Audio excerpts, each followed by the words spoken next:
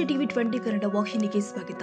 ಹಿಂದೂಗಳಲ್ಲಿ ಸಂಸ್ಕಾರ ಬೆಳೆಸಲು ಹೊರಟಿರುವ ರಾಷ್ಟ್ರೀಯ ಸ್ವಯಂ ಸೇವಕ ಸಂಘ ಯಾವುದೋ ಒಂದು ಪಕ್ಷವನ್ನು ಅವಲಂಬಿಸಿಲ್ಲ ಎಂದು ಸಂಘದ ಪ್ರಚಾರಕ ರವೀಂದ್ರ ಜಿ ಹೇಳಿದ್ದಾರೆ. ಧಾರವಾಡ ತಾಲೂಕಿನ ಗರಗ ಗ್ರಾಮದ ಆಚಾರ್ಯ ಜಯತೀರ್ಥ ದಿಗಂಬರ್ ಜೈನ ಶಾಲೆಯ ಆವರಣದಲ್ಲಿ ನಡೆದ ಬಹಿರಂಗ ಸಭಾ ಕಾರ್ಯಕ್ರಮದಲ್ಲಿ ಮಾತನಾಡಿ, ರಾಷ್ಟ್ರ ಕಟ್ಟುವ ಶಿಸ್ತು, ಸಂಸ್ಕಾರ, ಸಮರ್ಪಣಾ ಭಾವವನ್ನು ಜನರಲ್ಲಿ ಮೂಡಿಸುವ ರಾಷ್ಟ್ರೀಯ ಸ್ವಯಂ ಸೇವಕ ಸಂಘ ಹಿಂದೂಗಳ ಒಗ್ಗಟ್ಟು, ಏಕತೆ ಬಿಂಬಿಸ್ತಾ ಇದೆ. ಸಂಘ ಯಾರನ್ನು ಕೂಡ ದ್ವೇಷಿಸುವುದಿಲ್ಲ, ಯಾರ ಹಂಗಲ್ಲೂ ಕೂಡ ಇಲ್ಲ ಎಂದು ಮಾರ್ಮಿಕವಾಗಿ ಹೇಳಿದ್ದಾರೆ. ಇಡೀ ಜಗತ್ತಿಗೆ ಸನಾತನ ಹಿಂದೂ ಸಂಸ್ಕೃತಿ ಮಾದರಿಯಾಗಿದೆ. ಶತಮಾನೋತ್ಸವ ಆಚರಿಸ್ತಾ ಇರುವ ರಾಷ್ಟ್ರೀಯ ಸ್ವಯಂ ಸೇವಕ ಸಂಘ ಪ್ರತಿಪಾದಿಸಿದ ವಿಷಯಗಳು ಶ್ರೇಷ್ಠವಾಗಿದೆ. ನಮ್ಮ ದೇಶಕ್ಕೆ 3 ಹೆಸರುಗಳು ಇದೆ: ಭಾರತ, ಹಿಂದೂಸ್ತಾನ್, ಇಂಡಿಯಾ. ಇಲ್ಲಿ ವಾಸಿಸುವ ಪ್ರತಿಯೊಬ್ಬರು ಕೂಡ ಹಿಂದೂಗಳು ಎಂಬ ಭಾವನೆ ಮೂಡಿಸುವುದು ರಾಷ್ಟ್ರೀಯ ಸ್ವಯಂ ಸೇವಕ ಸಂಘದ ಧ್ಯೇಯವಾಗಿದೆ ಎಂದಿದ್ದಾರೆ. ಪರಿಸರವಾದಿ ಪ್ರಕಾಶ್ ನಾಯ್ಕ ಮಾತನಾಡಿ, ದೇಶದ ಅಖಂಡತೆಗೆ ನಾವೆಲ್ಲರೂ ಕೂಡ ಸಂಘಟಿತರಾಗಿ ಹೋರಾಡುವ ಅವಶ್ಯಕತೆ ಇದೆ. ಪರಿಸರ ಸಂರಕ್ಷಣೆ ಕುರಿತು ಜಾಗೃತಿ ಮೂಡಿಸುವ ಕೆಲಸ ಆಗಬೇಕಾಗಿದೆ. ನಾವೆಲ್ಲರೂ ಕೂಡ ಚಿನ್ನಮ್ಮ ಸುತ್ತಮುತ್ತಲಿನ ಪರಿಸರವನ್ನ ಸ್ವಚ್ಛವಾಗಿ ಇಡಬೇಕು ಎಂದಿದ್ದಾರೆ. RSS ಅನ್ನ ವೈಭವೀಕರಣ ಮಾಡಬೇಕು, ಗ್ಲೋರಿಫೈ ಮಾಡಬೇಕು. RSS ನ ಹೆಸರು ಎಲ್ಲಾ ಕಡೆ ರಾರಾಜಿಸಬೇಕು. RSS ಅನ್ನೋ ಬ್ರ್ಯಾಂಡ್ ಬೆಳಿಬೇಕು ಅಂತ ನಾವು ಮಾಡ್ತಾ ಇಲ್ಲ.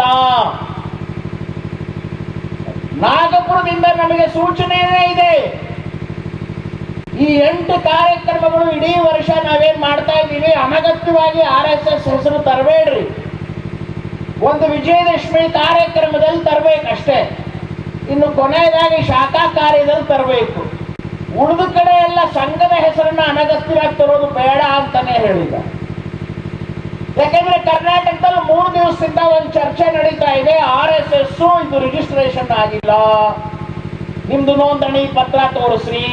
ಮೆಂಬರ್ಶಿಪ್ ಇಲ್ಲ ಸ್ವಾಮಿ, ನಮ್ಮ ಹತ್ರ ರಿಜಿಸ್ಟ್ರೇಷನ್ ಯಾಕೆ? ಡೊನೇಷನ್ನೇ ಇಲ್ಲ. RSS ಅನ್ನೋದು ಸ್ಥಾವರ ಅಲ್ಲ, ಅದು ಜಂಗಮ. ಅದು RSS ಅನ್ನೋದು ಸಂಸ್ಥೆ ಅಲ್ಲ, ಅದು ಸಂಘ. ಅದು RSS ಅನ್ನೋದು ಸಂಸ್ಥೆ ಅಲ್ಲ, ಅದೊಂದು ಆಂದೋಲನ. ಯಾರು ಬೇಕಾದ್ರೂ ನಾನು ಶಾಖೆಗೆ ಬಂದ ದಿವಸ RSS ಅಂತ ಅನ್ಕೊಳ್ಬಹುದು. ನಾಳೆ ಶಾಖೆಗೆ ಬರದೆ ಹೋದ್ರೆ ನನಗೂ RSS ಸಂಬಂಧ ಇಲ್ಲ ಅಂದ್ರೆ ನಾವು ಏನು ಮಾಡಕ್ಕಾಗಲ್ಲ. RSS ಕಡೆ ಇಲ್ಲ. ಸೊ ಹಾಗಾಗಿ RSS ಅನ್ನೋದೊಂದು ಸ್ಟ್ಯಾಟಿಕ್ ಅಲ್ಲ, ಅದೊಂದು ಮೂವ್ಮೆಂಟ್. ಅದು ರಿಜಿಸ್ಟ್ರೇಷನ್ ಯಾಕೆ ಬೇಕು? ಸಂಸ್ಕಾರವನ್ನ ನಿರ್ಮಾಣ ಮಾಡೋದಕ್ಕೆ ಹೊರಟಿರುವಂತ ಸಂಘಟನೆ. ಹಾಗಾಗಿ ನಮ್ಮ ಬ್ರ್ಯಾಂಡ್ ಅನ್ನ ಬೆಳೆಸಕ್ಕೆ ನಾವು ಕೆಲಸ ಮಾಡ್ತಾ ಇಲ್ಲ.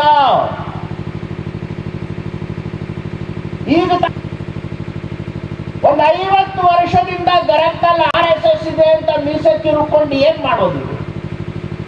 ಅದ್ರ ಬದಲು ಗರಗ್ನಲ್ಲಿ ಲವ್ ಜಿಹಾದ್ ಕಮ್ಮಿ ಆಯ್ತಾ? ಮತಾಂತರ ಕಮ್ಮಿ ಆಯ್ತಾ? ಗೋಹತ್ಯೆ ನಿಷೇಧ ಆಯ್ತಾ? ಜಾತಿ ಭೇದ ನಿವಾರಣೆ ಆಯ್ತಾ? ಬಡತನ ಹೋಯ್ತಾ? ಅಸ್ಪೃಶ್ಯತೆ ನಿವಾರಣೆ ಆಯ್ತಾ? ಇದು RSS ಮೌಲ್ಯಮಾಪನ. ಕಾಂಗ್ರೆಸ್ಗೆ ಜಯವಾಗಲಿ ಅಂತ ಹೇಳಿದ್ರೆ DK ಶಿವಕುಮಾರ್ ಅವರಿಗೆ ಖುಷಿ ಆಗತ್ತೋ ಇಲ್ವೋ? ಬಿಜೆಪಿಗೆ ಜಯವಾಗಲಿ ಅಂತ ಹೇಳಿದ್ರೆ ವಿಜಯೇಂದ್ರ ಅವ್ರಿಗೆ ಆನಂದ ಆಗತ್ತೋ ಇಲ್ವೋ? ಕರ್ನಾಟಕ ರಕ್ಷಣಾ ವೇದಿಕೆಗೆ ಜಯವಾಗಲಿ ಅಂದ್ರೆ ನಾರಾಯಣ ಗೌಡರು ಸಂತೋಷ ಪಡ್ತಾರೋ ಇಲ್ವೋ? RSSಗೆ ಜಯವಾಗಲಿ ಅಂತ ಹೇಳಿದ್ರೆ ನಮ್ಮ ಸರಸಂಚಾಲಕರಿಗೆ ಸಿಟ್ಟು ಬರುತ್ತೆ. ಇಲ್ಲೇ ಹುಬ್ಬಳ್ಳಿನಲ್ಲಿ 2012ನೇ ಇಸ್ವಿನಲ್ಲಿ RSSಗೆ ಜೈಕಾರ.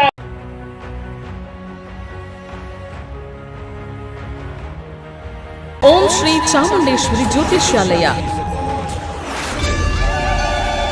ಕೊಳ್ಳೇಗಾಲದ ಪ್ರಧಾನ ಮಾಂತ್ರಿಕರು ಪಂಡಿತ್ ನಾರಾಯಣ್ ರಾವ್, ಶ್ರೀ ರೇಣುಕಾ ಯಲ್ಲಮ್ಮ ದೇವಿಯ ಆರಾಧಕರು. ಪರಿಹಾರದಲ್ಲಿ ಓಪನ್ ಚಾಲೆಂಜ್.